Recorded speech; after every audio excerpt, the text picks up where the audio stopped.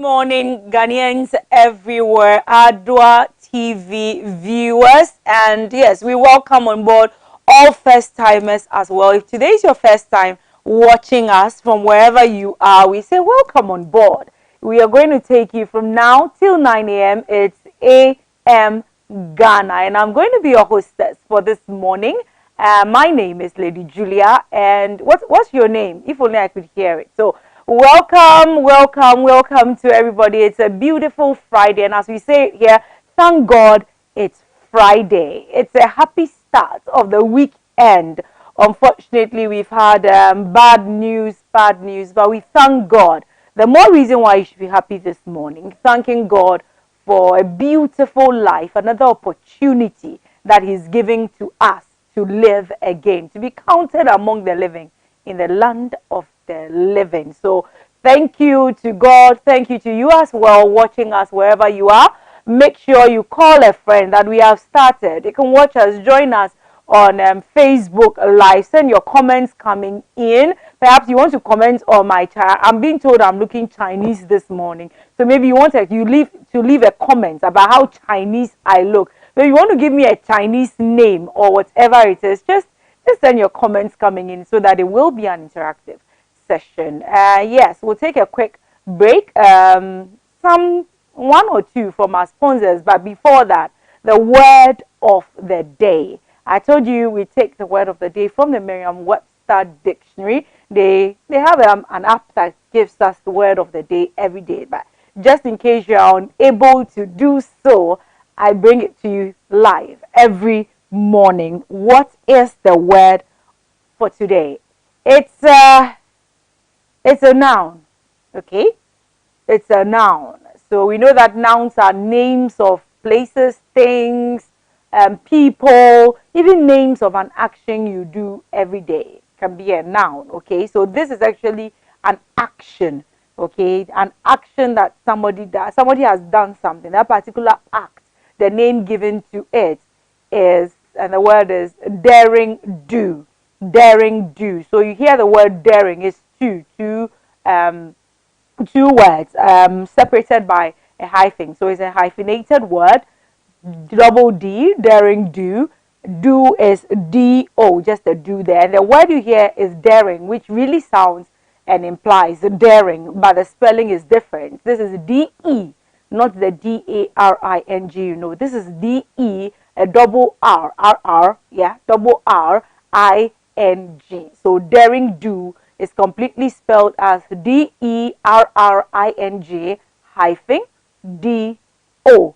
Daring do. And it just sounds, how it sounds is what it is. It is what it is.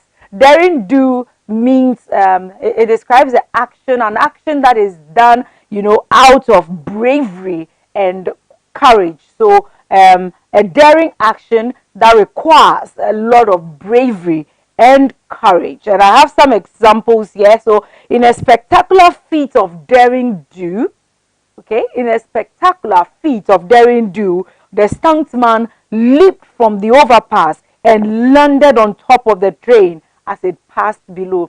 So we, those who watch the action movies, the Gusha movies, as we used to call it when we were young, yes, we see this a lot. When you watch the Mission Impossibles and the Olympus has fallen and all that, you'll be seeing a lot of daring do's. Yes, right there. Because it's a noun, you can add an S to make it plural. Daring do's. Hey, is that correct?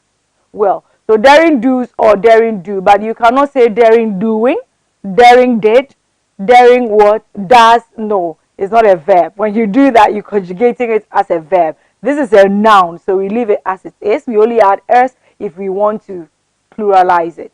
Okay. So more on that.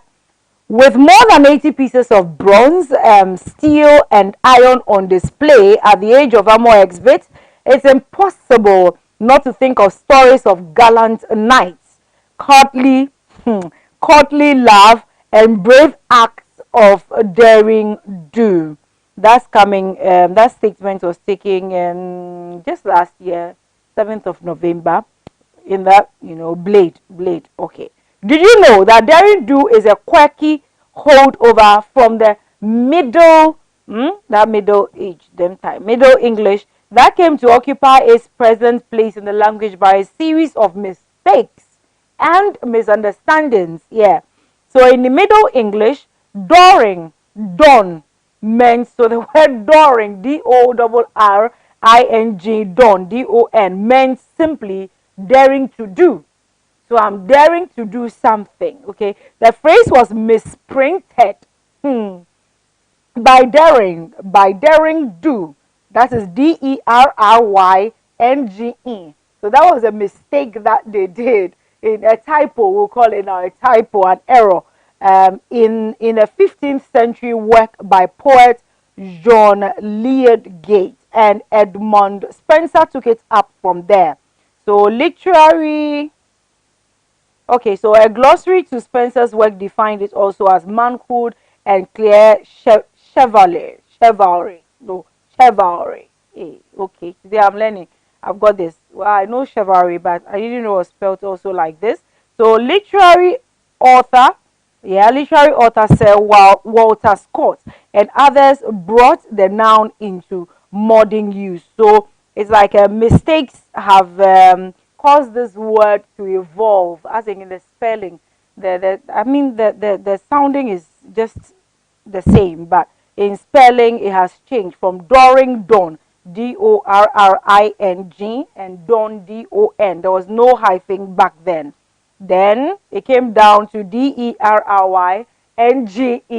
and do. Then now we have it as DERRING hyphen DO. So that's it. Daring do. You can use it today.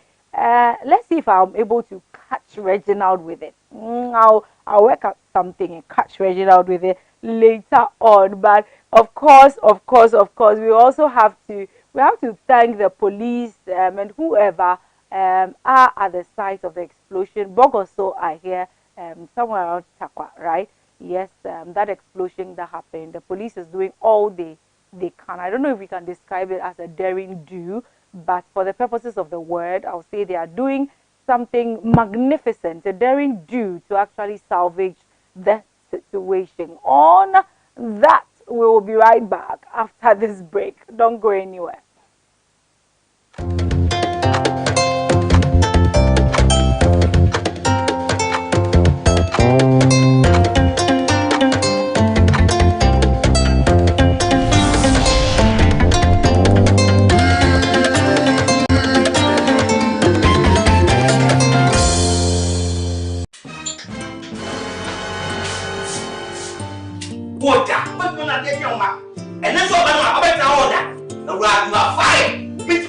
Malaria nti abayi waye juma bono malaria defo ya o nti awo ahire ne customers ni wahu ne se maami aye smart abe CB Malakio amma ne baya odi ko school she se aduane si berry market chi ani malaria nti a onti mi onia and na ho ema we mu biara to wo. So we have malaria test. Maybe we want a better wa and CB Malakio. Ye dinu na me hahama and na keka bom asone so aye CB Malakio. Edro we so there. Anya no grow. Aye tata she. Edro yin ma apemfo. Abata ya woma womanfo. Eni nkwada won ni fie dumie. Suziana. What would you win? FD ahwehwe saa ejedi nkrato yi mu agye atomu se eye.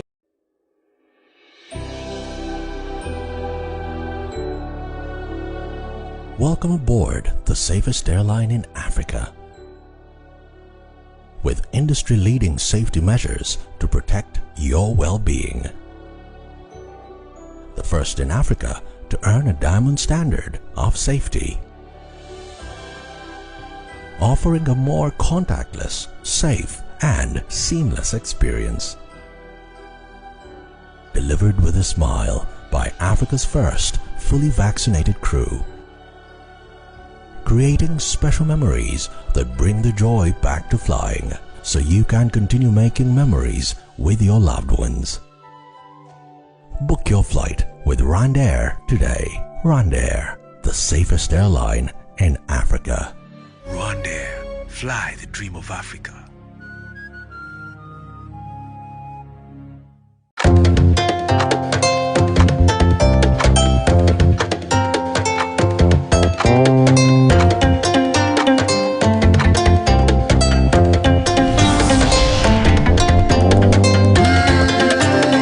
For staying tuned. We're back live here at Adwa TV where we bring good things to life. Also catch us on Facebook Live. Yes, it's Adwa TV Ghana on Facebook. Wherever you're watching us from, welcome back after that break. It's Friday, so make sure you're doing something fun.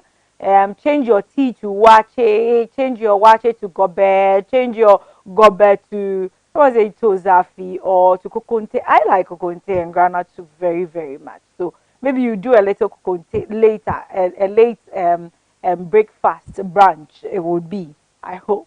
Well, daily graphic. I'm jumping straight to the newspaper headlines, and of course, the explosion is going to be the major newspaper headlines. Daily graphic, truth and accuracy every day, has this to say, has captured some pictures of the explosion site, the fatal explosion at Apiate. Apiate. I hope I got it correct. Well, community wiped out. Presidents commiserates with families.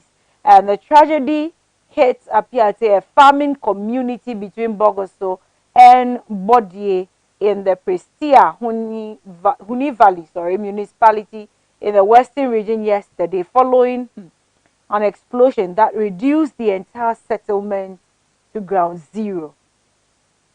The entire settlement to ground zero.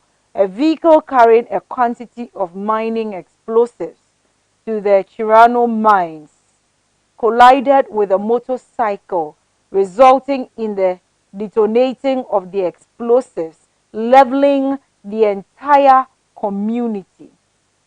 The ravaging blaze, accompanied by a plume of smoke, spread from the point of, I'm continuing on page 3, of the explosion, scattering hundreds of residential and commercial buildings in the community. The number of casualties was not immediately known, but it was believed to be in the dozens as of press time. Wow. I'm not getting that. Even as rescue and recovery activities continue. So there's more on that. But there's a picture here on the page 3 of the daily graphic where you see a lot of debris scattered all over. It's a whole community, and all you can see is debris. All you can see is debris. That's all. Back to the front page.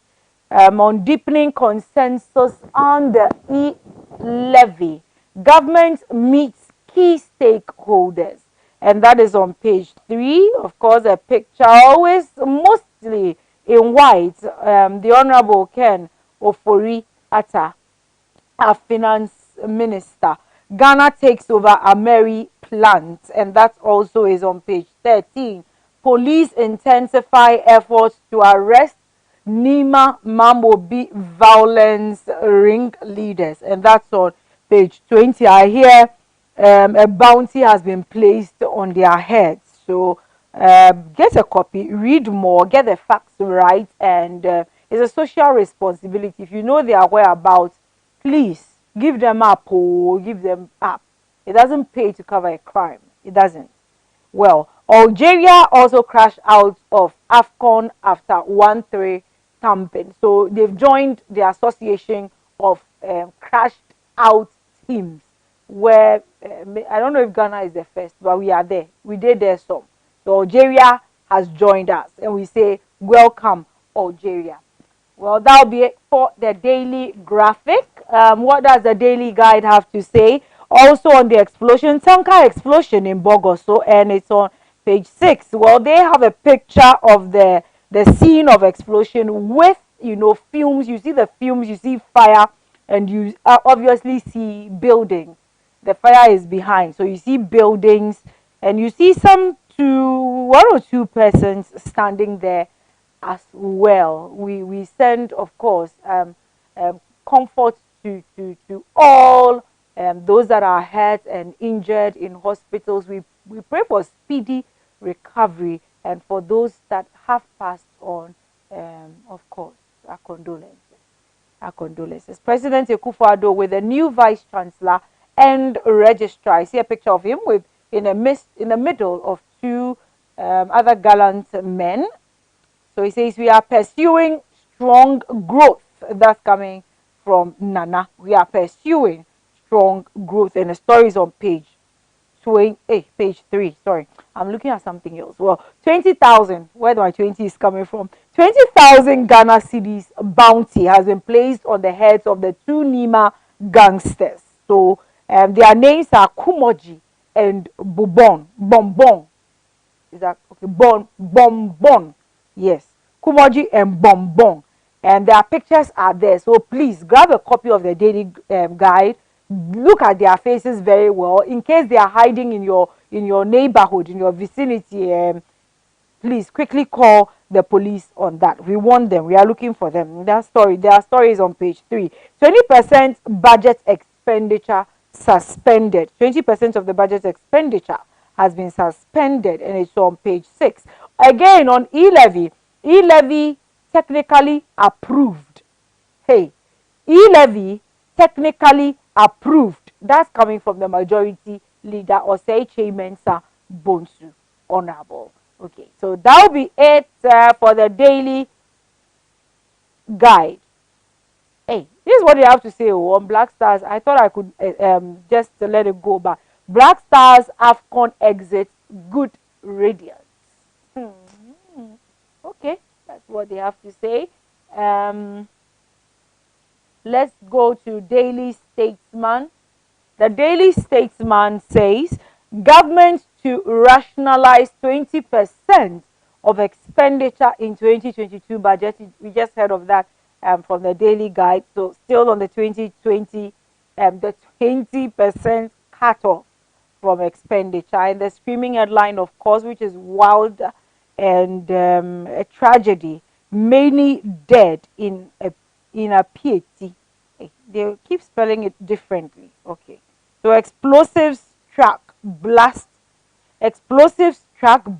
reduces a whole town to debris. And the story is on page 2. Closer calls of strike. We are focused on strong economic growth, and that these two stories are on page 2. Again, the story about the explosive is also on the explosives with the, do you call it an accident, a crash that resulted in this tragedy, is also on page 2 of the Daily Statesman. But on the back page, the battle for still Bucharest. Okay, Bucharest, an Eastern European giant at war with itself. Okay. Robinho says, Robinho, Brazilian footballer loses final appeal against rape conviction. Hey. Okay. I'm leaving that story alone. I don't want to touch on it. Anyway, the new weekend crusading guide says there's a rip-off how patients at Kolebu dialysis center buy their own water despite exorbitant charges, and that's on page 10. Well, on pages 3 and 10, there's this particular story. WJFF joins Mexico Negroes to mark second anniversary. Just to get the full meaning of the WJFF. The story is on page 3. Where is it? You see, this is what I don't like. When you charge me to go to page 3 and I go and then I don't see the story, I don't like it at all. Anyway, horrific Thursday. Explosion flattens Apiate community. Legions dead and others injured.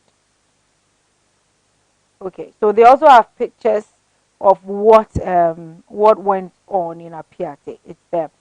Hoodlums attack Awaham Chief's Palace. Awaham Chief Chief's Palace. And sorry, I got a little distracted because again, I'm seeing the picture of Dampare here. I don't know what Dampare has to do, whether it's with the Hujulams or it's the Chief's Palace.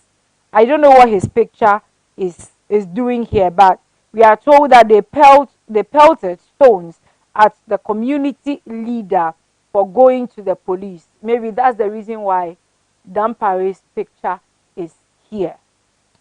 For whatever reason, please, as we say, do your homework well. At least I wanted to see, yes, you do have pictures of what has been destroyed, an air conditioned, broken window frames, and all that.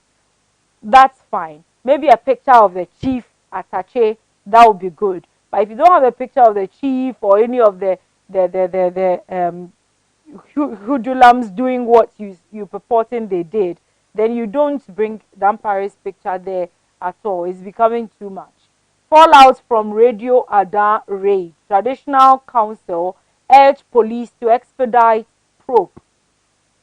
Anyway, this Radio Ada issue still continues on and on. We just wish this case will die off, especially when everything has been, fully investigated, perpetrators have been caught, whoever has to be compensated has also been compensated. Let's do that quickly. We don't need to stretch it any further. And I'm doing the most authoritative newspaper next. So the most authoritative newspaper, that's the Ghanaian Times.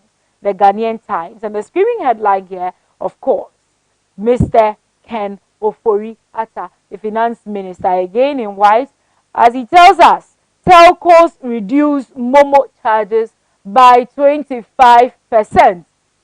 They are doing everything to make e-levy comfortable. So you do more. You are getting there. 20% off the expenditure. Now 25% off the. So if 25% has been scraped off, why don't you just take the 25% as the Anna Musi? Anyway, that story is on page 26. An insert here, Ada Traditional Council condemns attack on Radio Ada. I've spoken on that, and that is on page 18. And scores die, buildings collapse in massive explosion in Bogoso. President consoles victims' families. And on page 4, withdrawal of on the issue of the withdrawal of speakers, soldiers, Parliament reapplies for military protection.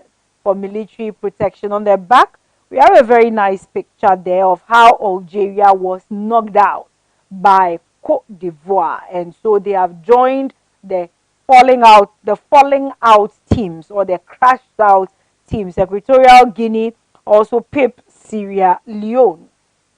Okay. All right, so that will be it for the Ghanaian Times. I wish I could go on and on and on about the Ghanaian Times. It's quite hefty today. But the Chronicle, Mkondo Wesizwe, Spear of the Nation, the True Independence. I like it. I like them so much because they always have something a little different. And this is what the difference in their headlines today. Family, that's the screaming one, of course. The picture of a beautiful lady there, very beautiful, the late, and that is the title or the label none of us wants, the late Elizabeth Kwatima Lane. The late Elizabeth Kwatima Lane. Now what's happening to her? Her family accuses CAF of killing pregnant niece. So she's gone while pregnant through medical negligence. And 2022 domestic revenue mobilization will reduce debt to GDP ratio. That's what the president is assuring.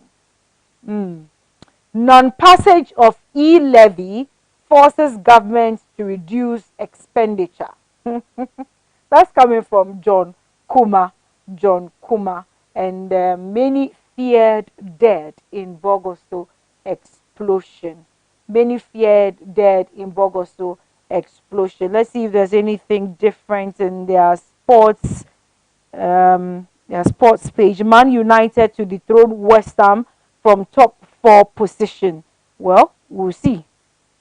AC Milan meets inform Juventus, and Atletico Madrid lock horns with Valencia, and there is more on their fixtures for the Premier League and the Spanish La Liga. Also, Italian Serie A is also there. And that's how I end the newspaper headlines. Of course, I have one last bit which I love to do very much, the Bible quotation.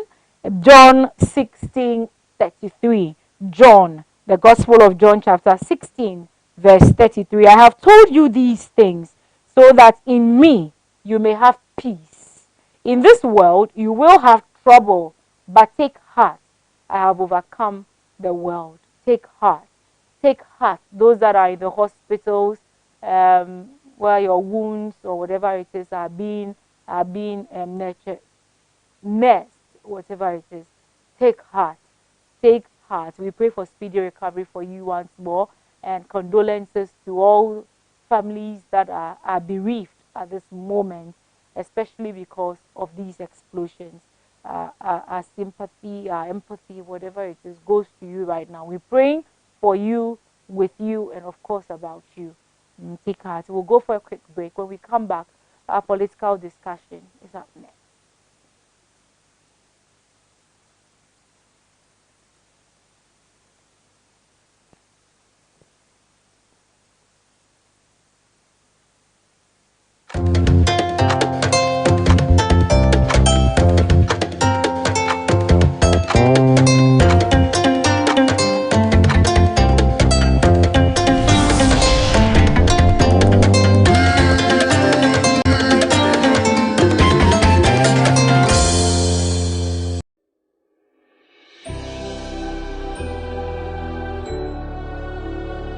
Welcome aboard the safest airline in Africa.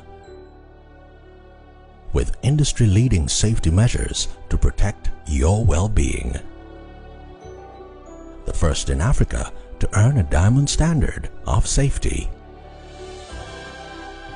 Offering a more contactless, safe, and seamless experience. Delivered with a smile by Africa's first fully vaccinated crew. Creating special memories that bring the joy back to flying, so you can continue making memories with your loved ones. Book your flight with RwandAir today. RwandAir, the safest airline in Africa. RwandAir, fly the dream of Africa. Yeah, CB will make up now. I'm correct. What's your best mankasa? That's it. Oh, middle. You captures back on CB men capsules. Me see CB men capsules and make a year. Yeah, you see men and women's capsules now. You knew the dada. And 1 year packaging I had a Wow! What a packaging! CB men, any CB women capsules, no packaging is out. And you also no mood any bianza wako do pegi. Share a painful any about town man kwada no for. Any kwada go di fie do ye. Enka ho. Susanna. Ghana man be man tamase. Dodo Afre 0247 111671 and 0246 578 750. FDA aje edwedin kato yato. Announcements on Adwa TV. Contact Adwa TV for your general announcements, proclamations and publications, job vacancies, etc. at a very affordable rate. Call 050-92-57754, 020-9494-258, or visit our marketing decks at Stepwork Premises. Adwa TV, bringing good things to life.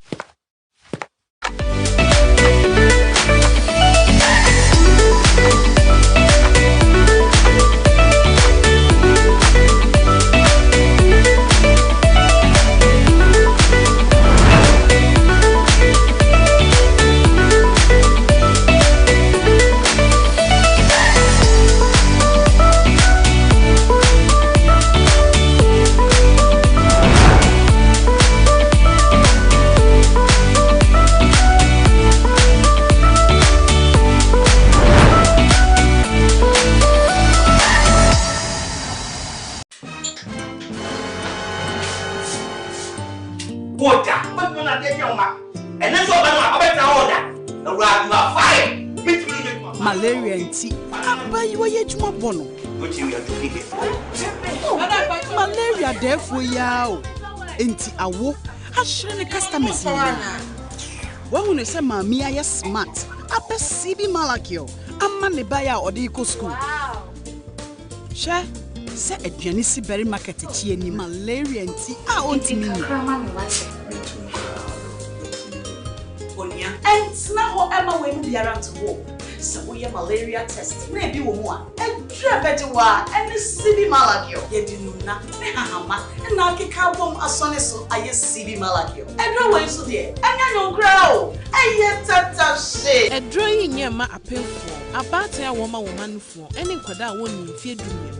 Susiana, what would you with you? FD Ashusha sa a jedi and car to you aja to Musa and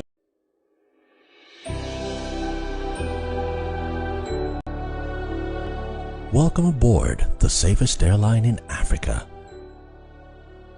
With industry-leading safety measures to protect your well-being. The first in Africa to earn a diamond standard of safety. Offering a more contactless, safe, and seamless experience. Delivered with a smile by Africa's first fully vaccinated crew. Creating special memories that bring the joy back to flying, so you can continue making memories with your loved ones. Book your flight with Rwandair today. Rwandair, the safest airline in Africa. Rwandair, fly the dream of Africa. Yeah, CB will make up now. I'm not correct. What's your best, Mankasa? That's it. Who anyone? Oh, middle. You captures about one CB man capsules. You see, CB man capsules in America. Yeah, you see men and women's capsules. Now, you knew the dada. And one year packaging I had a Wow! What a packaging! CB man, any CB woman capsules, no packaging is out. And you also no mood any bianza wako do mpegi. Share a painful any about town man kwada for. Any kwada won you and come home. Susanna, Ghana man tamasi. Dodo Afre 0247 111671 and 0246 578 750. FDA aje edwedin ka to yato.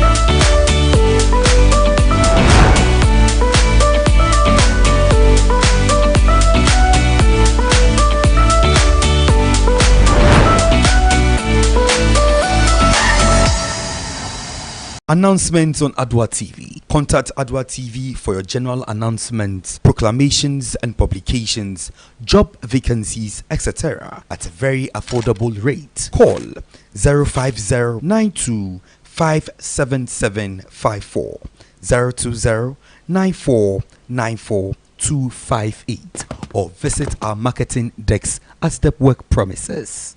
Adwa TV, bringing good things to life.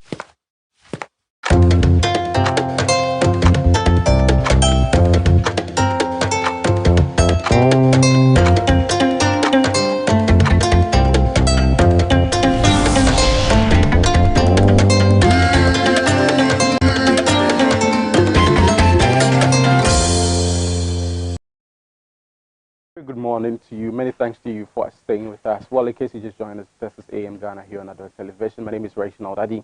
A big thank you to Juliana Ejoma having taken us through the beginning of the show up onto the newspaper headlines. Time for newspaper review. And today we're speaking about matters of security, of course. And let me take this opportunity to commiserate with the people of Apiate, of Bogoso in the western region, where we had an explosion yesterday. As of 5 p.m. yesterday, the Ghana National Fire Service and the ambulance and the security aspects that were there had confirmed that the death toll had was at 17. That was what they could count, with about 54 more who are at several different levels of critical injury. And we're praying that their lives will be salvaged and the properties lost, amongst other things. Well, let me say a big thank you to all the corporate societies, the religious entities over there. I understand that a Catholic church nearby opened its schools and doors to house some of the residents who have been misplaced. I am speaking with such panic because I have seen videos, and I don't think I can speak any further on this. May the Lord be with all of us. Well, I have with me in the studio is Mr. Richard Comado. He is a security expert. I'll be talking strictly on some security matters in the country, as I indicated earlier. Mr. Comado, good morning to you, and welcome to AM Ghana. Let me say Happy New Year to you. You've not spoken the whole of this year. Exactly. Well, how has it been for you? Let's take 2021 in a brief perspective, security-wise. 2021 was characterized with a lot of homicide issues, a lot of deaths, people killing people, putting it in the fridge. Police officers became victims, husband, boyfriend, girlfriend. We recorded a number of those ones. Then you remember 2021, crime was on the increase. And that took away one IGP and ushered in the other one. So crime prevention became a #1 priority for the Ghana Police Service. And you realize that when Dan Parry took over, that shoot up, and he was leading the team into the field, making sure that they reduce the numbers and they are in charge. Because what is happening, or what normally happens, is that anytime law enforcement officers become defensive and reactive, criminals dominate the public space. Right. And so once Dan Parry came in with new energy, fresh ideas, and providing the leadership they need to rejuvenize the base, I think that helped the Ghana Police Service to a large extent to ensure that even though they were not able to minimize them, but they came to some level of average. Right. For the criminals to know that we are back to business and we want to dominate the public space. We came into 2022 with high level of assurances. Then they continue in that regard. And crime prevention, investigations, and 21st century policing best standards is what they do, and that is what we demand of them. So that thing, it has been both imbalances here and there, and they will do better going forward. Well, in your analysis, if you compare, the beginning, I think it was somewhere around August last year that the new IGP was put in place, and we saw, the new measures, we saw the revamping, if I put it that way, of the Ghana Police Service, amongst other things. So at a point, I'll be riding in town and I see horses, which I understand per, point of view helps the police, having the foresight amongst the thing. But relatively, you are an analyst, relatively, do you think that the pace that began, or that, preceded the Dan Parry regime, is what we are seeing now? Because I remember that before we went on the Xmas break, at the time, there were policemen manning almost every traffic light within, the highly dominated vicinities. We don't see that anymore. Is the IGP slowing down?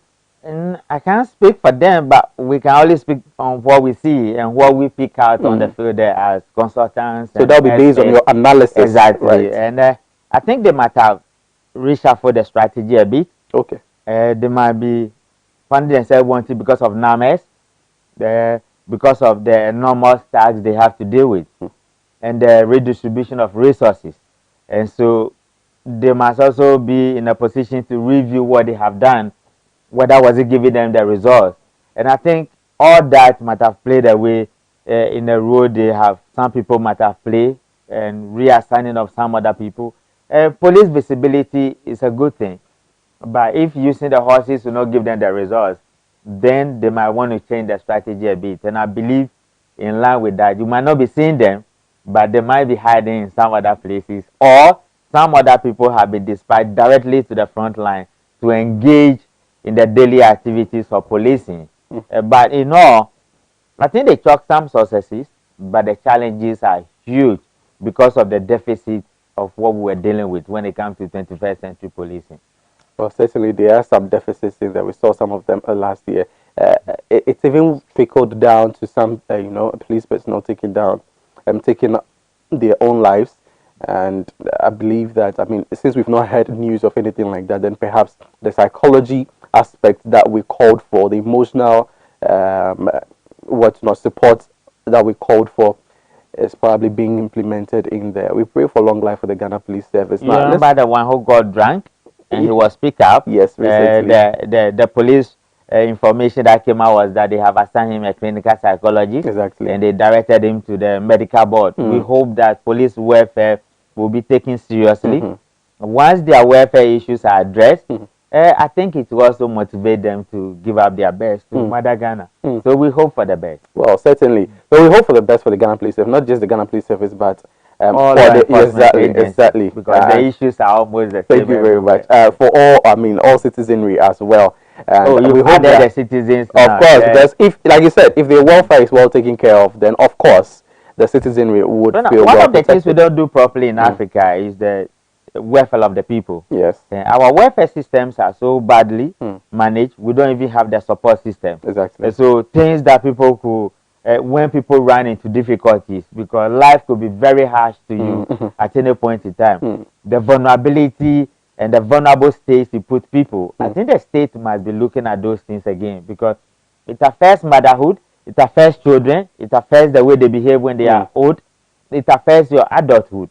And I think as Africans, we must learn from some of these countries who might not even have the resources we have, and find a way of managing our welfare and the support systems a little bit more. Go to social welfare and look at their offices.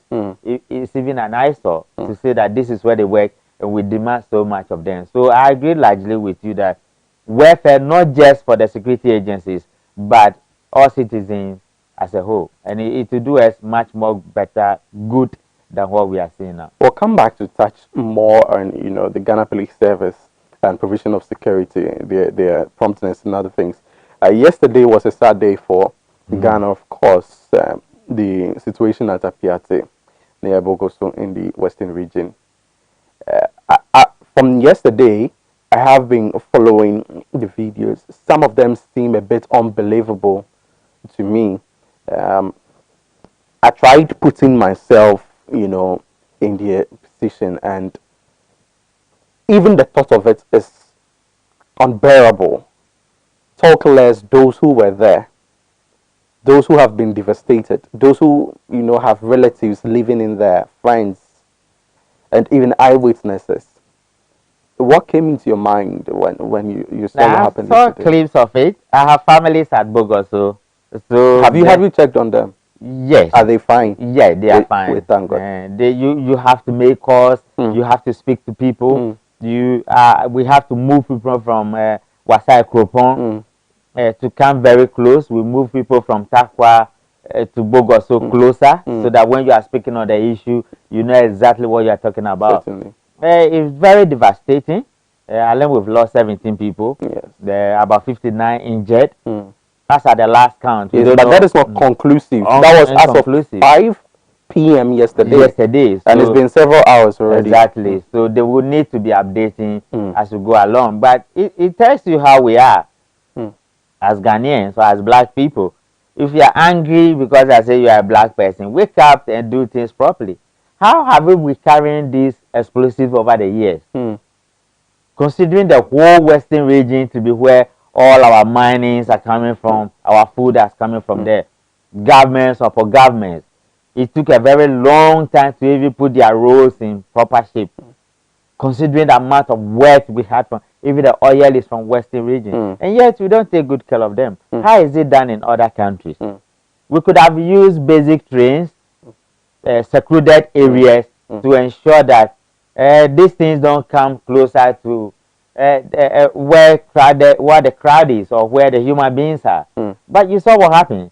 The explosives you are seeing, these are very dangerous things. People who have not seen war before, yes, certainly, or people who have not been closer to war-torn zone. These are the things that happen. These are the things you see. Exactly. And these are the devastating effects of when we talk about explosives. And that is what they use predominantly. Let me take this opportunity. My guy is in the background. I understand. I mean, reports indicates that it wasn't a gas explosion, but rather a truck of explosives that was being sent to a mining company. So it's explosives actually. So let's bear in mind. Let's inform appropriately. Yeah, it wasn't gas. It wasn't gas. So let's check that quickly, please. All right, Mr. Comado. Yeah, it wasn't gas. These are the mining. If you are familiar with mining, they use explosives. Exactly. The one we use in the military field. They use the same we use in the military. The grenades. Yeah. When we say explosive, they have to. They have to blast. Okay. Anytime you hear them saying blast, so Bogoso is predominantly a mining area. They warn the community that on this day there will be a blast. So when you hear of a blast, this is what it means. And that is why, even when it comes to environmental issues, permit to build a house, where you build your house, and where people live, proximity to the mining areas, all those things have to be regulated before permits are given, both to the mining companies and to residential accommodation purposes or for commercial purposes. So when you are talking about mining, you are talking about what? Explosives. Because the live one, and this is why you watch the video and people couldn't believe that within a twinkle of a second, this is the nature of the devastation we are seeing. It's so massive and it's so huge.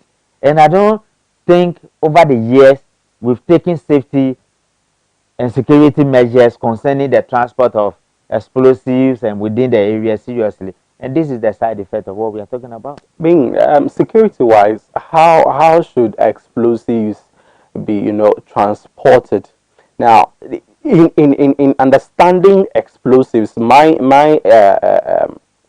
layman's knowledge, which is not too lay, let me put it that way, makes me understand that there are classes of explosives. Exactly. So when you say you mentioned that the explosives they use is just like the ones they use at the military, I thought again, because I know that in the military they use grenades and some explosives that even use detonators, such that these explosives may not necessarily be triggered without a remote control. There are classes. Yeah, but in this case, of course, it caught fire. Yeah, there are variations. There are variations of it. So how do we handle safety when it comes to transporting or carting explosives? Not just transporting it, but how do we move it from one location to the expected location safely, where we prioritize safety and the security of it. And now, to the extent that we decide to put it in a car or a conveying belt or a container, then it means that the security level should be high. Certainly. And safety should be a priority. And then again, you are moving it from one location to the other, passing through, highly densely populated areas or residential areas. That should even tell us that we need to be more, we should take precaution, preservation of lives and property should something happen. So you could see the devastating nature, which means that we were not ready for it. Should it blast any day, anytime? And those who have been in this business for years know what the implications are. Yes. So I think people should be held accountable, number one. We also need to look at the models of moving some of these explosives from one location to the other for the purposes of mining, irrespective of the categories they are. Then, when it happens, are they insured? Those communities, are they insured? Are the communities insured? Are lives insured? What is the level of insurance package that goes into some of these things? And environmental protection agencies, what's the level of work have they done to ensure that we can move it from point B to point C within this particular time and the proximity?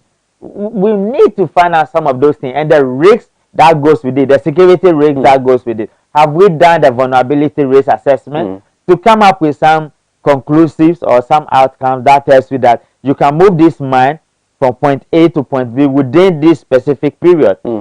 And again, what is the level of traffic on those roads? Certainly. Because we are understanding that, you know, somebody misbehaved on the road, and this indiscipline in our roads has triggered an explosive. So again, these tricycles and the indiscipline that is associated with the tricycles and the motorcycles has seen another evident plane right here in this case, because if you listen to reports, a tricycle crossed, the truck halted immediately, and then a motorcycle following from behind actually crashed in and went beneath the truck, which obviously could, you know, spark fire. And indeed it sparked fire and culminated into what we experienced. And then when I heard the story yesterday, two things came into mind. One, the obvious and accustomed negligence on our side as Ghanaians. Two, that this could be a terrorist attack in disguise. Now, I am thinking that way because over time I have realized that Ghanaians, well, when COVID-19 came in, for instance, we realized how porous our borders were, even though restrictions were put, on the borders. And it seems that we think that when it comes to the terrorist attacks and Boko Haram, amongst other things, in relatively nearby countries, we think that, oh, we are safe. We cannot be attacked. In fact, we are immune to some of these things. And it has put us on a rather, relaxing edge. And for once, I thought that, hey, it is high time we start up. Because if indeed my thoughts were right, then that's a success on the side of a terrorism. No, that is if you want to treat it as such, but it could be one of the models of operandi. Of course. And if this is a national asset, how is it moved? Could they not have a motorcade? And what was the speed of the carrier? And where was the motor bicycle guy going? And the tricycle? Indiscipline is everywhere. And we are on the low pedestal when it comes to educating our populace. You see, informed societies do well in almost everything they want to do. Exactly. Our society is such a type that nobody grants education, nobody educates people. So people are so naive when it comes to some of these things. So if we want to escalate the threat on national security to terrorism, then that could be one of the ways of doing it. Exactly. And that shows that if we know this truck is moving this particular item, exactly, sensitive attitudes from one location to other, irrespective of the location and the proximity of the destination and the expected movement area, we need to be more conscious, we need to be more preserving, and we need to be more protective of lives and property. But then again, as lackadaisical as we have always been, we were so negligent and it caused an explosion. Going forward, I think they will need to assess it properly and provide the necessary remedies going forward. Because this is what happens in almost our mining areas, not just at the Bogoso area. Certainly. But if you go to the western region, yes, and even some other parts of the northern region, Volta region, Ashanti region, eastern region, apart from Greater Accra where we don't have much of gold mining, you could realize that this is what they live with almost every day of their life. Well, even some stone quarries in Accra use these explosives. They blast it. They blast them, yes. So it's high time we paid attention to some of these things. Now, explosives, of course, are not too far from arms and ammunition. And when we speak about arms and ammunition, then we can relate the recent incidents at Nima, to arms and explosives. And it's unfortunate when you see the videos as well. My producers will pull up some of those videos. You can follow that story as well on our website, www.adwanewsonline.com. The videos are there. You would see ordinary citizens firing like pros, carelessly. I don't know if maybe they were aiming at, of course, somebody or something. But, just to be waking up and be using arms just like that in a mere fight, Mr. Comado, should we be concerned as a country? Or it is only the people of Nima that should worry? No, we have to be concerned, and we commend the police for the swift action on that particular day. Considering the nature of what happened in Nima on that particular day, the nature of weapon and the style of the fighting, any delayed action by the police would have been regrettable. So we commend the police for getting in there as quickly as possible and getting the job done.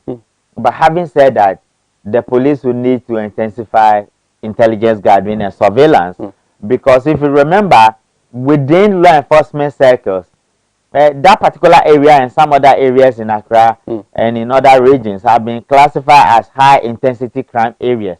And with those classifications, it means that police presence will need to be there at all costs. Or police must find a way of getting to know what is likely to happen within shortest possible time. That will help them to deploy the right people to the right places, doing the right things at the right time.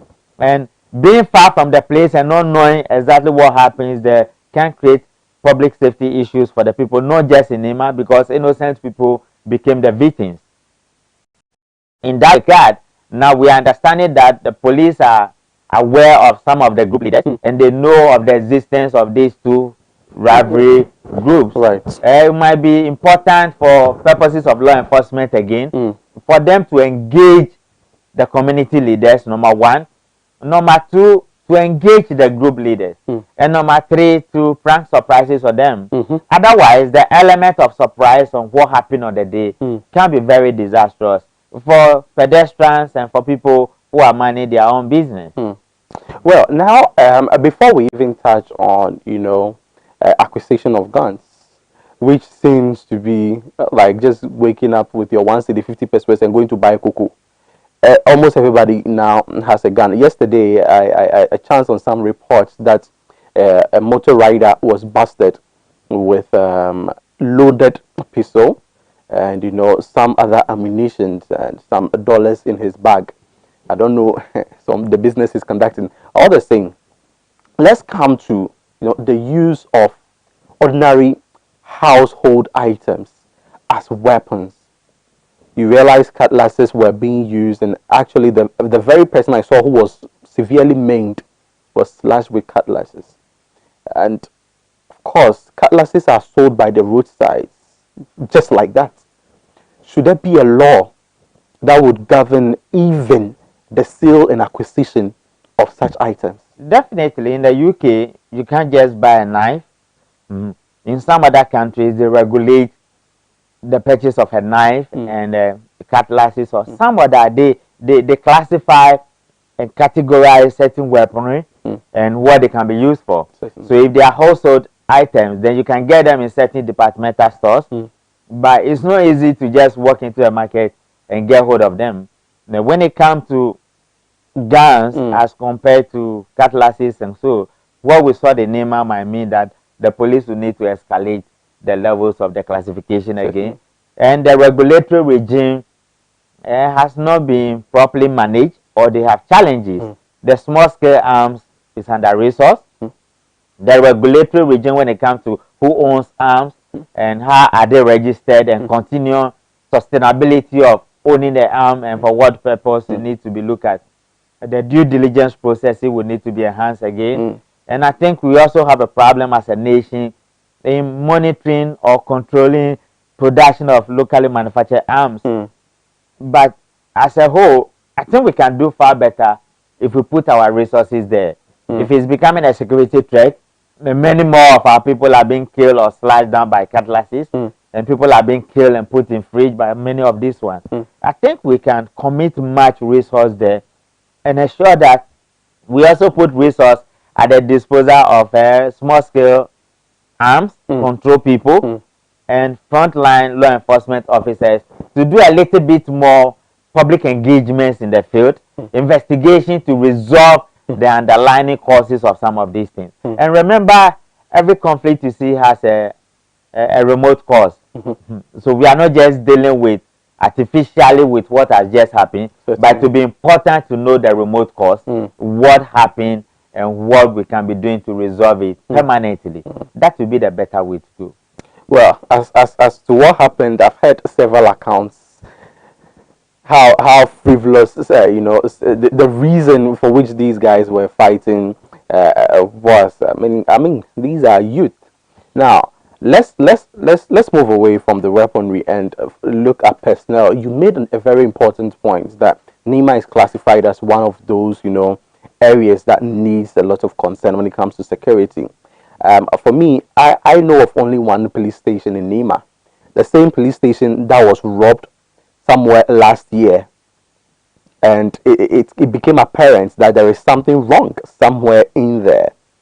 Should that be, perhaps for such an area, would one police station suffice, regardless how big as it is over there in Nima?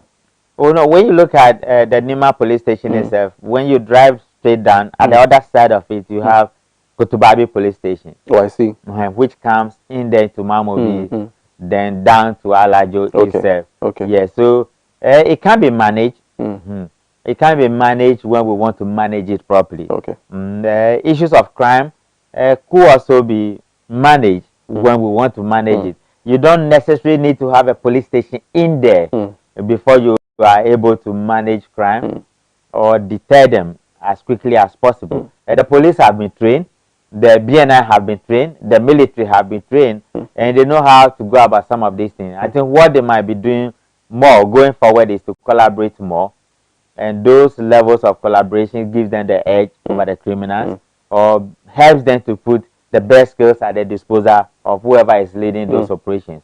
And I think they can do much better if they collaborate more, and at the agency level and at the national security level, they can be able to handle it.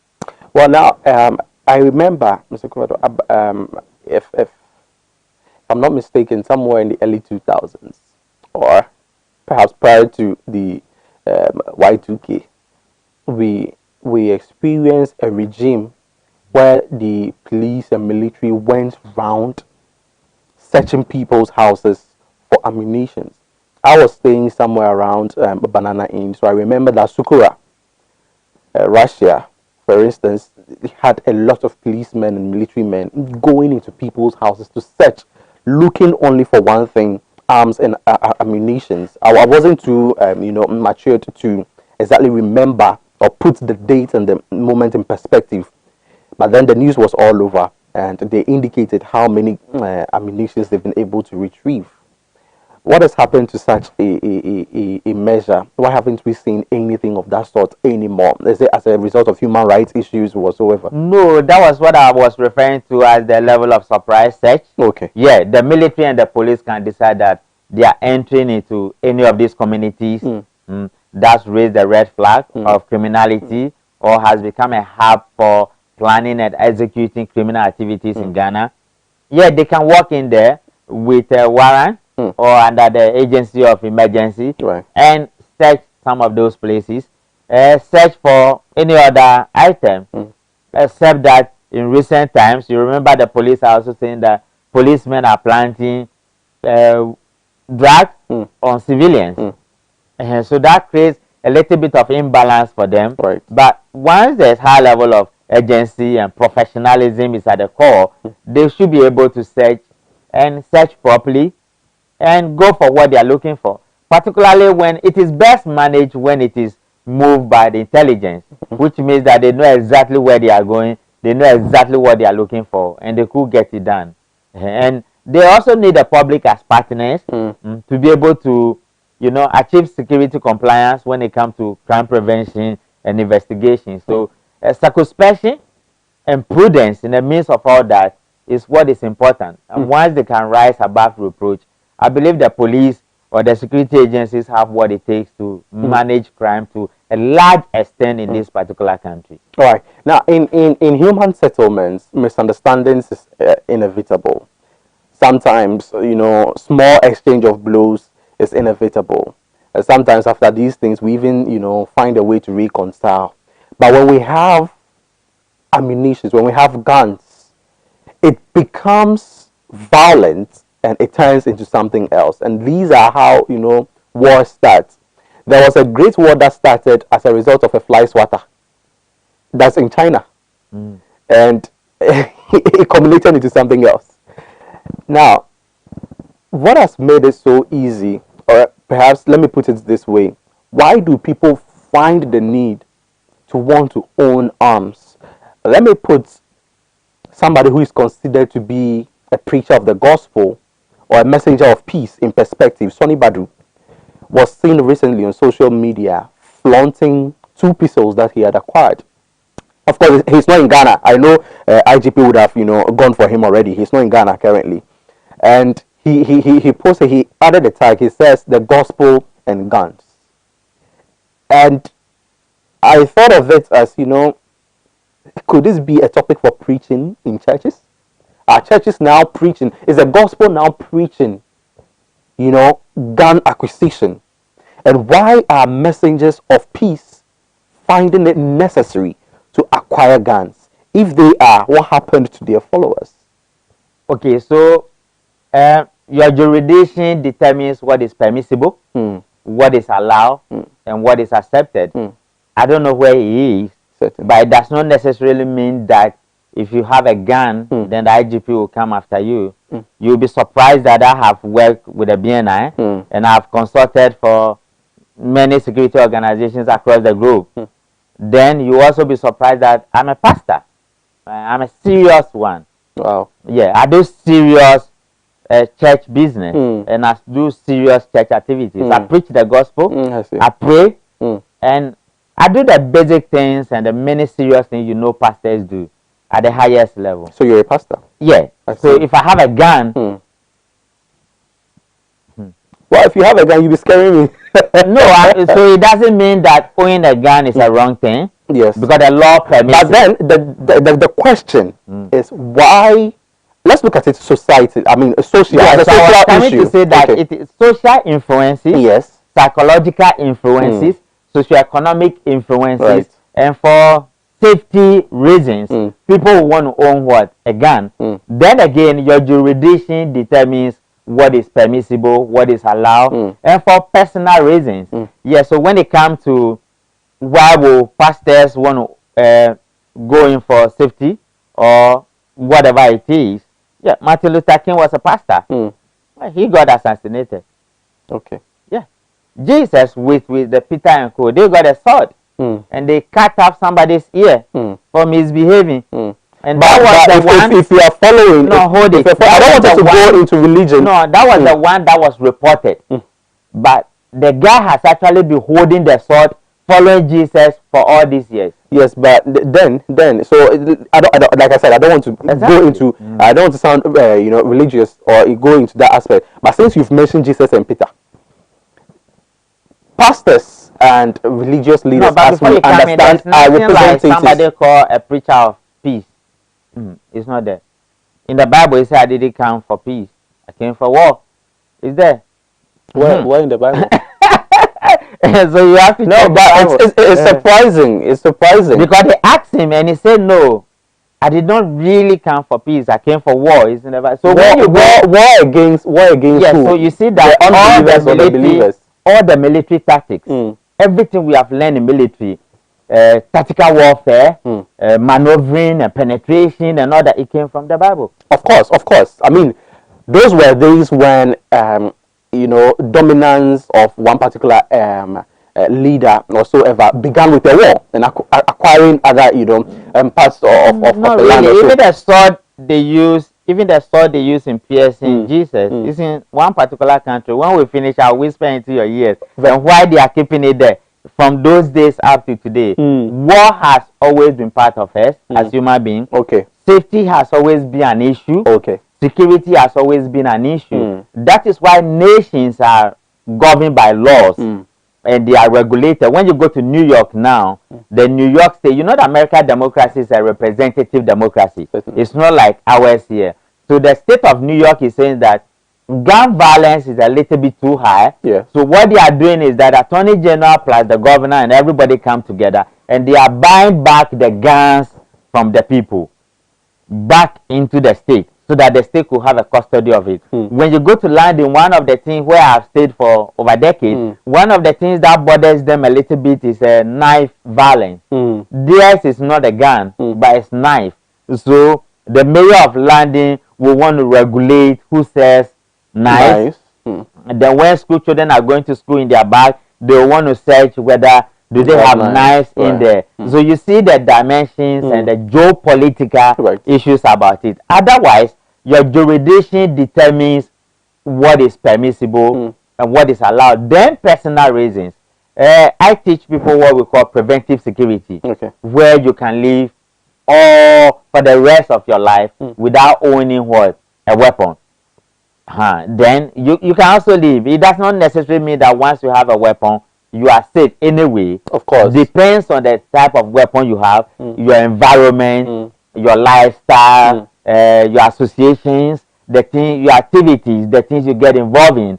And you realize that even when national security is assigning security protocol officers to personality, VIPs and VVIP, we do what we call security risk assessment. It's as a result or the outcome those assessment that will determine what skills of personnel should we assign to you. And in private practice, I do what we call travel risks for dignitaries. So we look at the geographical locations you are going to, what you do, who you are in society, and the advice we give you. And all those ones come at a cost, but then it can be managed. So that is what it is. I don't know the reason why the brother you mentioned, his name, owned those guns, but my grandmother always tells me, don't make it personal. Talk about the principles and not the personalities. And I don't know why these days people are fan of showing guns they have. But if you have a gun, who cares about that? Exactly, because it doesn't guarantee your safety after all. Martin Luther had a gun, but he was shot. He died with a gun. I don't know why, but I think overall our society is becoming a little bit more aggressive. Thank you. So that's the societal aspect I wanted us to look at. People feel the need to have guns because in society. Of insecurity, because some people feel the police cannot come to my aid. Certainly. And so once I'm defenseless, then I need to defend myself because I can't own everything. And one day you walk in and you want to, But assuming you have a gun, a man, you have a gun, you know how to use the gun. You acquire this gun properly. You went through the procedure. You have been assigned a gun. You pay. And you own a gun. A man what is the procedure of acquiring? Okay, so a man walk into your house, kill your wife, and rape your daughter, and is about to kill your son, and you stand there as a father. What do you do? If I have, I certainly would go for my gun. Exactly. So if you want to own a gun, there's a procedure you go through. You apply for the gun, the basic ones. It could escalate based on who you are and the type of gun you want to own. You apply for the gun. They do background checks on you. Once the results say you can go ahead and own the gun, you buy the gun. Then you go to the police for documentation purposes. You may apply and they will say maybe temperament or what you do or who you are. There's no need owning a gun. So it's not automatic that once you apply to own a gun, the police will say, apart from background checks, is there any, examination to assess, perhaps, like you said, the temperament of... It's all part of the background check. Right. They put in background check, due diligence, which is part of the background check. So if this person has ever used a gun before, he's violent, he doesn't necessarily need a gun. For whatever, they put in certain factors to determine whether do you own a gun, what will be the benefit to you, which community are you living in, why do you need a gun? Then again, you must always go back to renew. So you sustaining owning of the gun is based on good behavior. Right. And when you meet the perimeters, the police says for you. Well, we're moving forward, as a country and as individuals. How do we ensure that, security stays in this, perhaps proper functioning as we would need it? It's a shared responsibility, but of course, the police are mandated to provide security. They are the custodians of the public orders, and they are the frontliners when it comes to law enforcement, even though they work in connection with other security agencies. But it's a shared responsibility. National leaders must make resources available to the police. The general public must also play a role as key partners when it comes to law enforcement. So you go to some other jurisdictions and you realize that the relationship between the police and the communities is very tight. But the communities know that once we call the police, they will come. And the police also know that once they need the involvement of the community, they'll be there to support them. And when crime occurs or somebody is dead, you could see both the police and the community come together for healing, and they get devastated together. You can see they are in need together. In our case, I think we need that relationship to be built more. We need to engage more. The police will need to be more proactive and not defensive. One of the things we don't do properly in this country is education. In every aspect of life. We will need to educate our people more. NCCE, Ministry of Information. It should not be political. It should be a service vehicle for education, public education. And once our people are educated and a well-informed society, we'll be able to, get over many of these things that seem to trigger, and we become so vulnerable. So I think going forward, everything about us and everything we do has security implications, safety and security implications. And your safety is guaranteed by how secure you are, and your security depends on your safety measures. So good behavior, watch your associations carefully, get involved in activities that will give you profit and non-negative. And the police must also be there when we need them, because somehow you could be at the wrong place at the wrong time, and you would need a police officer. That is why we are paying them. So once we work that way, with that level of understanding, we will not be seeing ourselves as enemies, but we'll see ourselves as people working together to achieve what we call security compliance. And in there, you have safety, you have national sovereignty, because you raise the issue of terrorism, you have national sovereignty, and you have public safety that we must take seriously. Other than that, it's not worth it.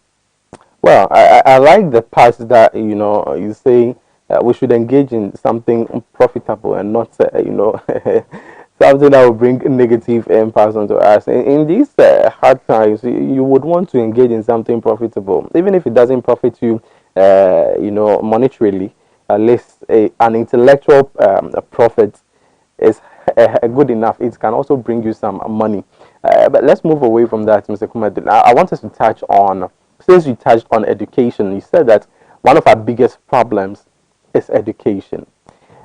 And even at the Ministry of Finance, education has become a problem, such that the Finance Minister, Ken Ofori-Atta, has indicated that from next week, he, his deputies, and a few selected members would go around the nation educating people, sensitizing people about the e-levy, so that everybody would at least help and buy into it.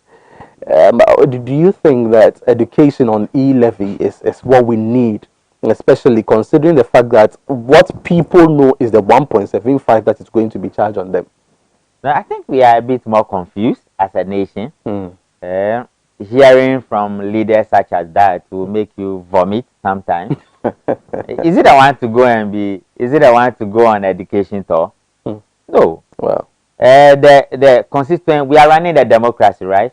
We have constituencies, and they are represented by what? MPs.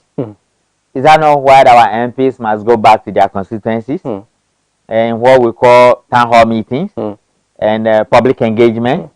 Because in those constituencies, even if you go truly on political lines, you are both NDC and MPP. And once you are the member of parliament, you represent the constituency. Is that not why the parliamentarians are in parliament?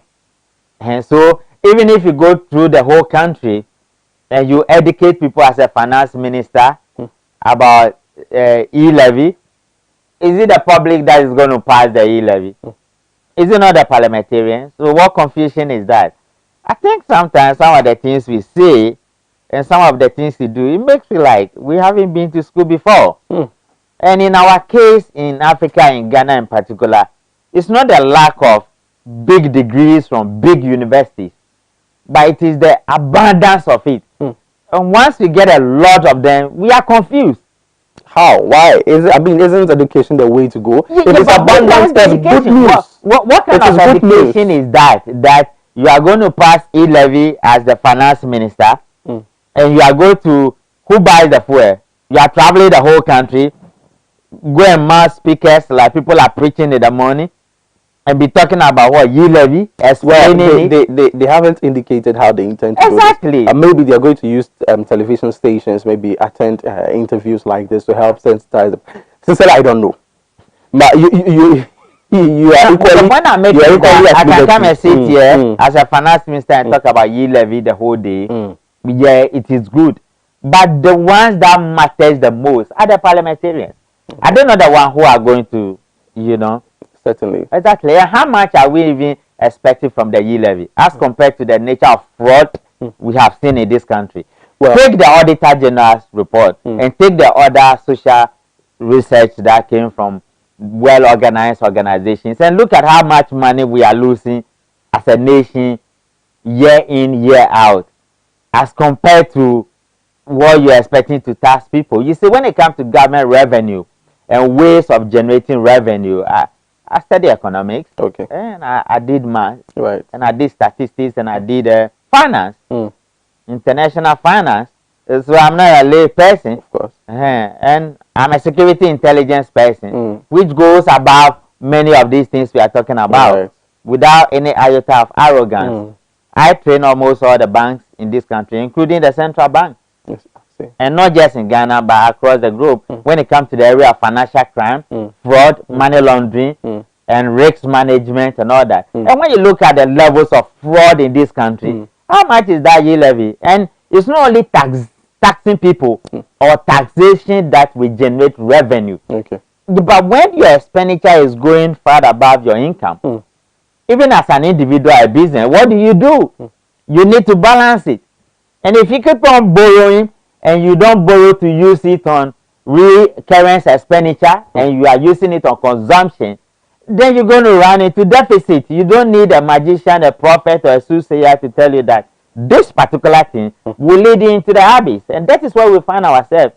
So I'm not disputing that they want to go across and educate people, but I'm saying that those who matters the most are the MPs. Let them go back to their constituencies and let them engage their constituents on this issue about e-levy. But from where some of us sit as professionals, I think that we are not managing our national resources properly. Okay. And financial prudence is key when it comes to effective management of national resources all over the world. Check the way they are managing their resources, even in the means of COVID. Others are giving back to society because people have been hit so hard.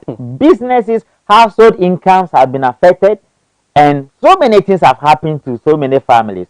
Asking them to pay more when you cannot reconcile to the judicious use of the resources we have as a nation, it raises many questions than answers. Well, so the finance minister, in a bid to present the e-levy to the general public or to parliament? To parliament again.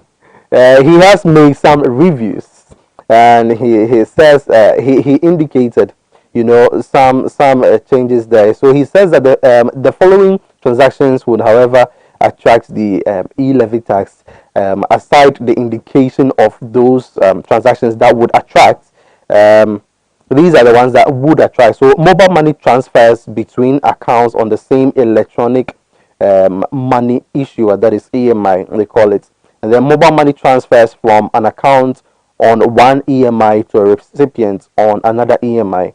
Transfers from bank accounts to mobile money accounts. Transfer from mobile money accounts to bank accounts, and bank transfers on the digital platform or application which originates from a bank account belonging to an individual to another individual. So these are the areas, Right now, the confusion there. I've worked in a bank before. Okay. Let me explain it to you. Tell me. In banking, we have certain category of people. We call them financially inexclusive. Okay. They don't have any documentations that will allow them to access financial transactions. Okay. So guys like you and I and many of our brothers thought otherwise. They've been to universities and they created an app. So that gives them access to some of these guys to have access to financial transactions. Right. Then the telco says that, okay, we'll buy into the app. So they also create systems that is adaptable to the app. So they created a web or a wallet where you put your money. That is why if you take MTN in particular, if you put in money onto your wallet, they don't charge you. When you do a transaction using your wallet, they charge you, which we call administrative fee. Right. Then the banks are also saying that because of you guys have created this portability issue, we also allowed our systems to access it. Okay. So the fact that you see money being moving left, right, center doesn't mean that you should go and tax it. You see, they are confused. You know why? When you have your money in the bank, I have my money in the bank. Do you go and tax my money in the bank? Exactly, no. That is the whole thing. So you realize that the app, the Momo, particularly the Momo, no the other one, it's not coming from the bank, and it's not coming from the telco. So these are young guys out of innovative ideas or ingenuity that they created that stuff. But all the telcos have bought into this. Exactly. So that allows all of us. So if you have an issue, go to the telcos and not me as the customer. If the telcos are saying that they are passing on the bill from government to us, we will understand. But don't come to me and say that you are taking my money because I did a transaction. So traditionally, to understand what you're saying even more, to break it down even further to the layperson who may not understand some of these things, and correct me if I'm wrong, but the understanding I'm getting is that traditionally you will send your money to the bank, all right, and nothing happens to the money unless perhaps you've gone for a transaction on your money, and then the service COT, commission on what? Transaction. And so that charge is taken because they have rendered you that particular service. And for instance, a worker who has received his salary that has been deposited into his account, this worker has already paid tax as an employee to the government through his employer. I guess so. Exactly. And then that same money that he's receiving, which tax has been deducted upon already, would be taxed again as a result of e-levy. You see how confused they are. So the point is, that is why when you go to the bank, they even have savings account and current account, and the charges are even very different because it is your money. And if there's no Momo in particular, the category of guys that we need them for economic policy analysis or to formulate economic policies, they may not be included. That is why you have been hearing government saying that widen the tax net, the informal sector. The financially inexclusive people, you find them in what? The informal sector. But for the sake of Momo, you can now know financial transactions. So it helps you as somebody who is in charge of financial economic policy to decide for the country, or at least for the financial sector. It helps you understand revenue inflow and outflow and all that. Per sector, or per geographical location, or per business. So that is why the guys created the Momo. Otherwise, in the absence of Momo, we're having our monies in the bank. And if you leave it that way, the financially inexclusive people may have no business with the bank because they don't have the documentation that grants them the access to the bank.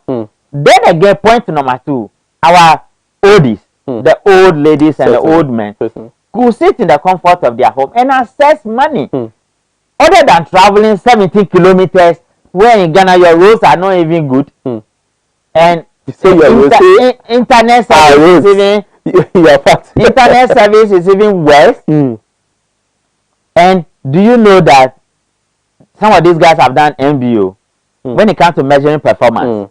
And you go to the bank, long queue is not an achievement to the bank. So that's why in banking they have something they call turnaround time. Yes. How quickly you serve the people is measured because time is of essence. Yes. That is why they create ATMs and they give you a card that you do not necessarily need to come. So I remember that even in the advent of ATM, there was a time that if you have to go, into the bank to how do we call that thing?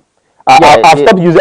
In fact, I've not used this so much. The payment order or something. There would be an extra charge as a way of disincentivizing people. They want you to. That is why, as a nation, we took a decision. Bank of Ghana fashion again, and we created Jeeps. Do you know we have Jeeps? Jeeps, and they have a card they issue to people. I see.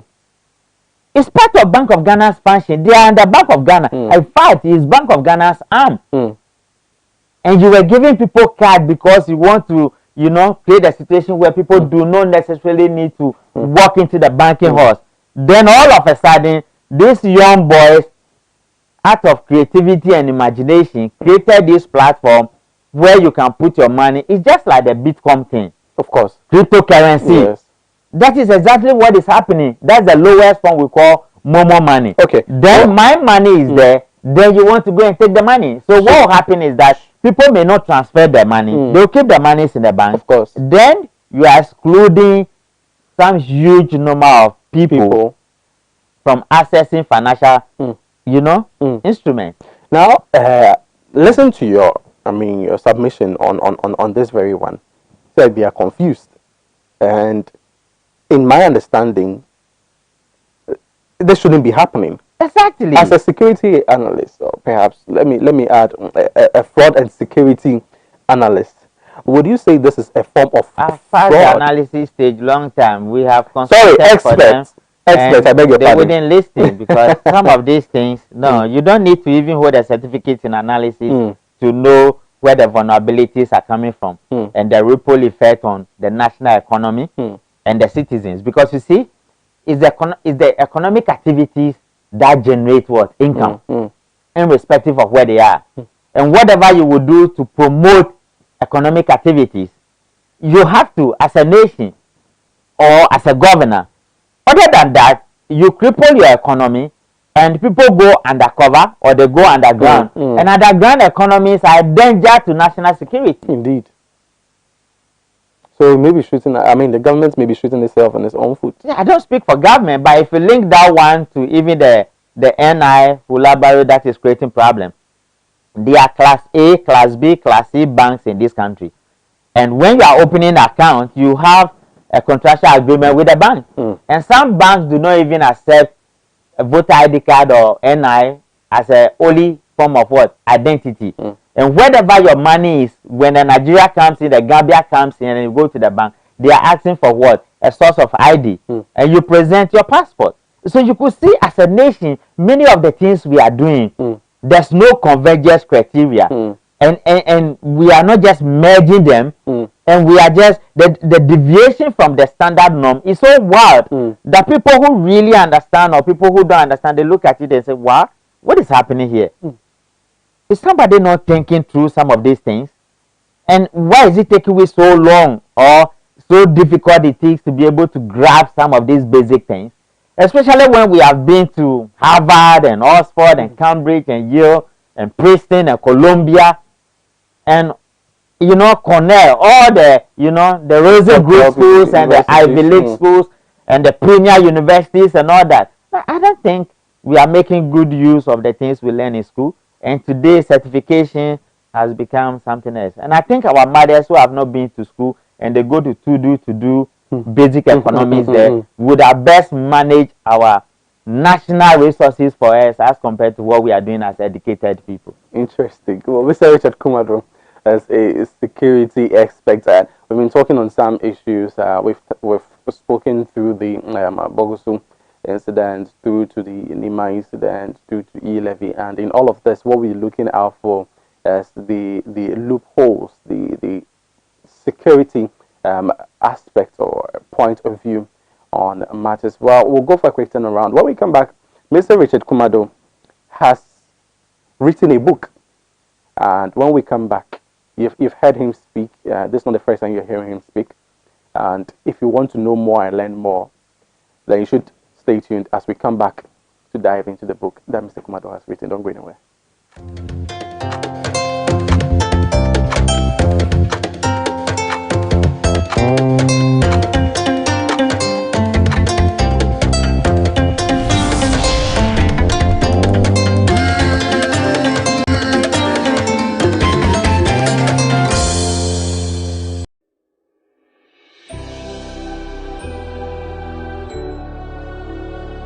Welcome aboard the safest airline in Africa. With industry-leading safety measures to protect your well-being.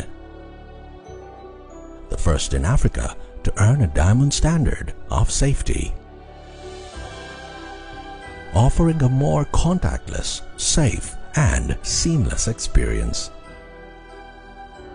Delivered with a smile by Africa's first fully vaccinated crew. Creating special memories that bring the joy back to flying, so you can continue making memories with your loved ones. Book your flight with RwandAir today. RwandAir, the safest airline in Africa. RwandAir, fly the dream of Africa.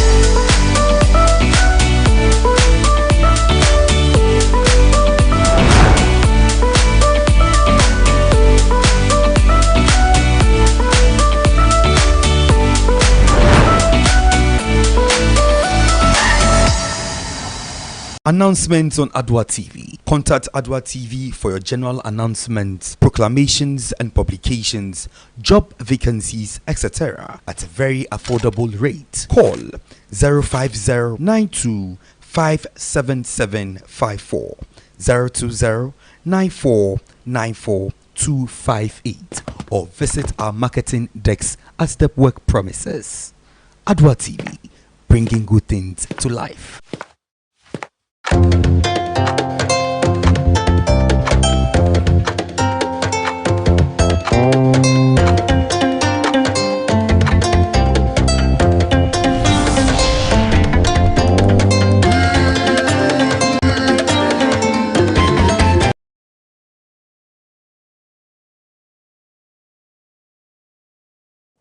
Well, many thanks to you for staying with us. Today, my producer, McLean, says that he's buying me lunch and he will give me transportation home. God bless you, McLean, for thinking about me. You don't always wake up to get people thinking about you like that. McLean, I've announced this on TV. If you don't provide tomorrow, I'll come and announce again. Well, I'm here with Mr. Richard Comado. He is a fraud prevention expert and security consultant. And I told you that he is written a book that I believe you should lay your hands on. And this is about the 7th one anyway. Oh, this is the 7th book. Wow. Is it a sequel? No, they are different topics. They are different topics. All right. So I believe that they are all in the vein of, you know, what you do, fraud prevention. I write on wisdom. Okay. Yeah, I want people to think properly. Mm. I inspire people. Okay. Yeah, I write on strategic prayer. Right. I write on security. This one is for investigators. Right. Everybody investigates, and investigation is important. Yes. Particularly when crime is on the increase, and national security is at stake, and many other things we want to do. People have engaged investigators, and I also I mentor and coach investigators all over the globe. Okay. And so I've written this one as my personal gift to them. Indeed. So this is the book, The Investigator's Guide. The Investigator's Guide by Mr. Richard Comado. This is the about 7th book that he has written. If you were listening to him, and for me as a journalist, let me say kudos to senior journalists like Anas Arameyao Anas and our dear brother of the 4th Estate, who is also doing very well. I'm looking up to them because I also want to do some investigative journalism. So Mr. Comado is going to sign this book as my personal autographed copy, and I'm going to keep it, and I'll pay for it all the same. So Mr. Comado, don't worry. Thank you.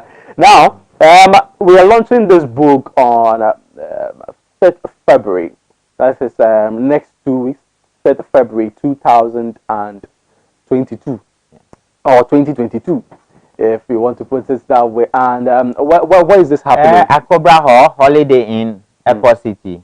Okay. I'm very strict when it comes to time. So right. Exactly 9 we start, and we are ending at 11 o'clock. It's just 2 hours. Okay. Okay. Now, for those who are going to buy this book, what should they look out for? Give us a teaser. No, we've shown how you can be an investigator and be very effective in a complex word. I've provided guidelines as to if you have nothing and you don't know anything about investigation, how you can start as a novice from the scratch, and you go through a process, and before you realize, you become a superstar in investigation. I see. I've also provided guidelines for household who want to engage investigators so that they can do certain basic things. And I've provided guidelines into what goes on in the international arena of investigations. And I've taught people really how to sustain their businesses as investigators. Okay. And I've also taught in this book many of the questions people have asked me over the years, and the solutions we provided.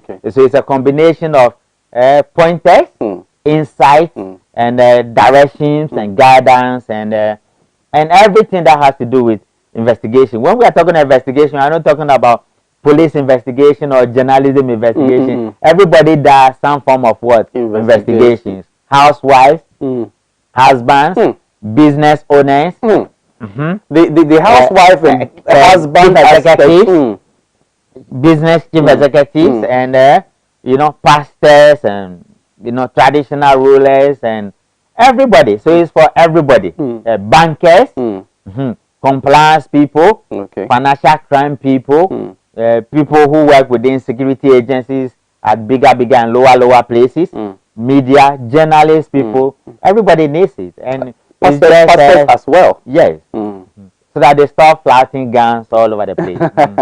It's just for local, I can deliver to you at any address in the world. In Ghana, you won't pay delivery cost when you pay the 240 Ghana cedis for it. It's about 416 pages. Of course, yes, sir. And for those international, it's $40.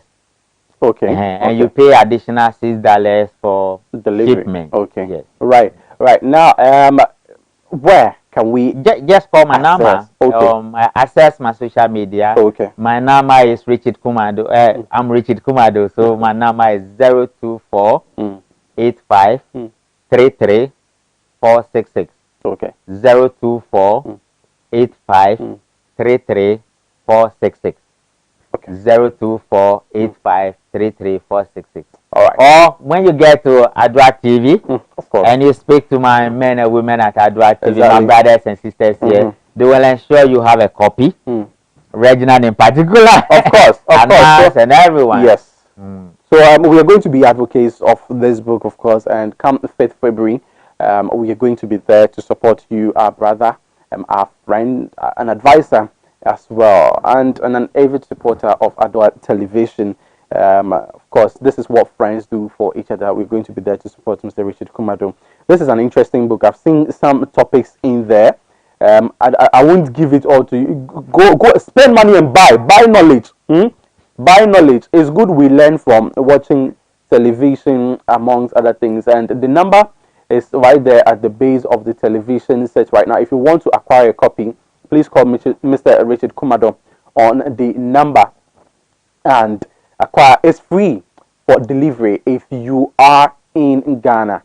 It's free for delivery if you are in Ghana. Now, if you are outside Ghana's jurisdiction, then you would pay just $6 per. And you would acquire this knowledge. It's interesting how many of us want to become, or many of us want to amp up our understanding of investigation. I began liking investigation when I read the book Hardy Boys, and realizing how young guys, would put in tactics, thinking for themselves. I got inspired. Investigation is an interesting thing. Exactly. Because sometimes it challenges your mind to think out of the box. Yeah, the status quo. You challenge the status quo. Exactly. We always want to know. And there are 3 things you do as an investigator throughout your whole life. Don't tell them. No, if you want to know, they should come on 5th February. No, let me the guess this one. You always verify to confirm. Okay. And you must ascertain. And you will authenticate. Okay. That is why we like asking questions. Yes. Okay, so they are explosives. A blast, and you went into terrorism. If you don't have the investigative background, you wouldn't go there. So we want to authenticate it. Is it properly that termites and explosives could be carried along? Can we verify to confirm? And some of those things. So I work with the BNI, and I have the opportunity of working with almost all the presidents in this country and some other places. And I do serious investigations. Even when you come to the corporate world, we call it due diligence. Yes. Okay. Well, so this is an interesting book, of course. Now, you will learn a lot when you buy this book.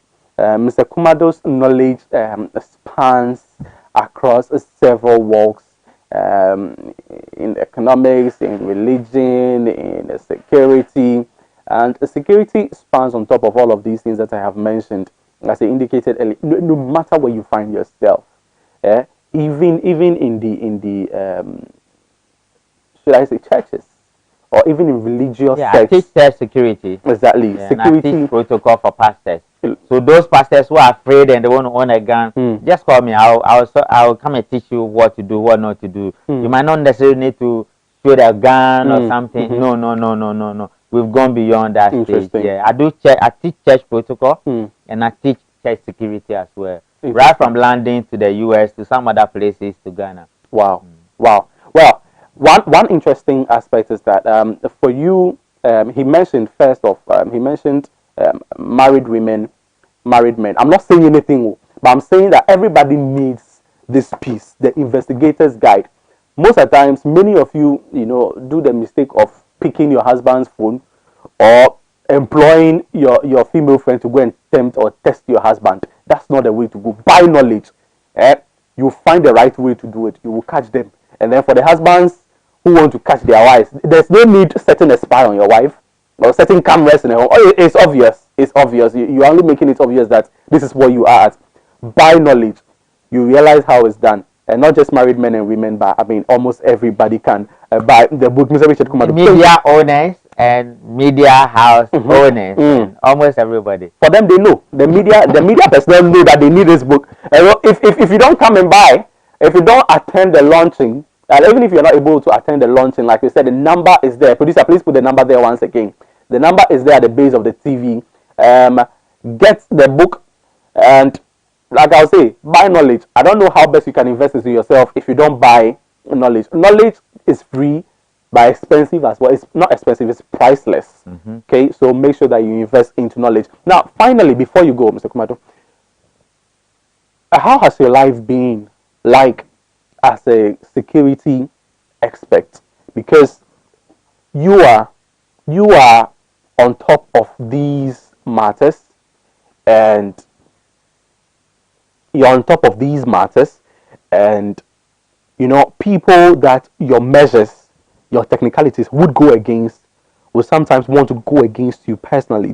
Have you experienced any of such? Yeah, I was coached by so many people, and everything I do, there are people who have direct insight into what I do, and they provide coaching and guidance. So I'm grateful to all my mentors and all my big brothers and sisters who guided me and helped me to where I am. But I am an intercessor, and that's helped me a lot. Okay. And God has always been there. 3 times they put a gun on my head, and they didn't kill me. And when I was working as a Secret Service operative, like in the BNI. Well, could this be people that perhaps you have held bust in any way? No, you see, you are a journalist, you are a Secret Service operative, you work with the BNI, you are a senior officer, you are a top person. Okay. By the grace of God, God gave us this one. Right. So you are a little bit above average. And what you do, you attract all manner of enemies, and there are treacherous people out there. But 2 things I do: I live a measured life. Okay. My actions are measured. Okay. And I'm circumspect. Okay. Then I'm also diligent. You see, when the Bible said, teach us to number our days so that we apply our hearts unto wisdom, that whole scripture or that whole verse, what it was talking about is what? Prudence. And if you check the meaning of prudence, you will see everything there. I live by that standard. But I'm not afraid to die.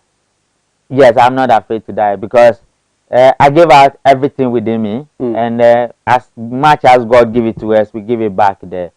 And I'm not afraid to die. What I believe in, be professional, be objective, and serve Mother Ghana and humanity as a whole. So that is what I believe in, and that is the aspirations and the belief I operate with. Irrespective of whatever I find myself, I want to change the place. I want to do it better. I want people to look up to me and say, I didn't give up because I met Richard Comado. Right. And my mentees are all over the place. There are many. And people have, by the grace of God, they have benefited from whatever we put out there.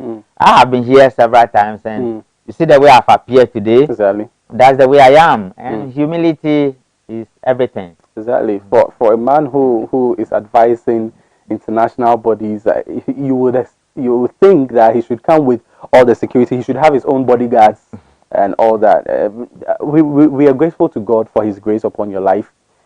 Hearing what I just heard, I mean, the thought of it alone scares me rather than to even experience it. God continuously be with you. Amen. May He guide you. Amen. May He give you more knowledge. Amen. I'll become the president of Ghana one day. So Amen. Amen. So you are hearing it first time here on Advert Television. Mr. Richard Comado, future president of Ghana. And we pray more grease to your elbow. Charlie, you wanted to give me that pull. Amen. That's right. Amen. So, Mr. Richard Comado, of course, a security expert. And interesting how much he has taught us this morning. I don't think that you would want to miss a conversation like this anytime soon. That is why you should always stay on AM Ghana here at Advert Television, because we bring good things to life. We serve you with the best. And come 5th February 2022, it's a Saturday. Yeah, Holiday in Ankobra Hall. Thank you very much. Holiday in Ankobra Hall. Yeah. Just make sure that you go there. The time is 9 a.m. to 11 a.m. prompt. And as a security expert, he doesn't play with his time as well, because time is also security. And so be there on time. We exit on time. Make sure that you grab a copy of this book because it has a lot. I believe that the other books that you have written would also be there for those of us who have missed on it, to also update and upgrade ourselves with that knowledge. And this is how we wrap up on AM Ghana today. It's a Friday, and I know that you will go out there to have fun. But please, as we have discussed security today, even as you have fun, even as you go to church, even as you interact with people, one thing Mr. Comado indicated is that be wary of your circles, whom you associate with. And you can't always be at the right place at the right time. But these are the little you can do to ensure your security. Be conscious all the time. My name is Reginald Adi, and I'll see you on Monday. A big thank you to Julia. A big thank you to the producers, the directors. And I must say that Libby has been exquisite this entire week. It seems that 2022 is going to be good for many of us and for us here at Advert Television as well. Finally, and once again, our commiseration to our dear people at Piasin in Bogoso. Pray that the Lord gives you strength within these trying times, and we as media personnel would also do our best to help in any way that we can. Have a lovely day, and coming up next is Akon Review. Don't go anywhere.